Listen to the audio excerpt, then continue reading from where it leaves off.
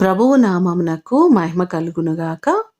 ఈ ఉదయకాలము మీకందరికీ వందనాలు తెలియచేస్తున్నాను.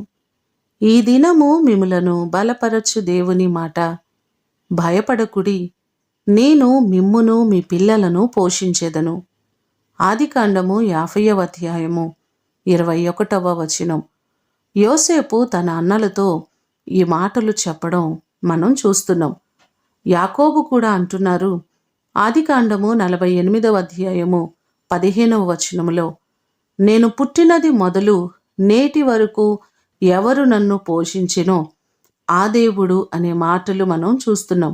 ఇశ్రాయేలీయులను దేవుడు మన్నాతో వారిని అద్భుతంగా పోషించిన విధానము ఈ భాగాలలో మనకు కనబడుతుంది. మన దేవుడు మనలను పోషించేవారు, మనలను మన బిడ్డలను అద్భుత రీతిగా తృప్తిపరిచేవారు. మీ కుటుంబాల్లో ఉన్న ప్రతి ఇబ్బందులను దేవుడు తీర్చి ఆయన మిమ్ములను మీ పిల్లలను పోషించునుగాక. ప్రార్థన చేసుకుందాం. పరిశుద్ధుడైన తండ్రి, మీ పాదములకు వందనాలు ప్రభువా. మీరు మమ్మలను నిరంతరము పోషించే దేవుడవు.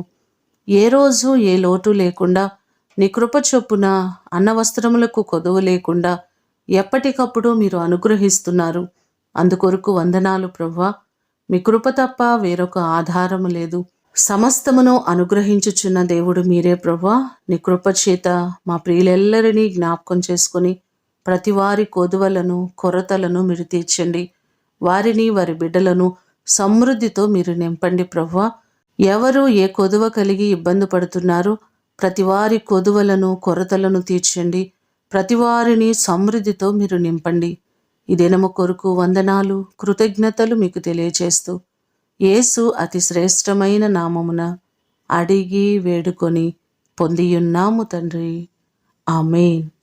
దేవుడు మిమ్ములను దీవించునుగాక.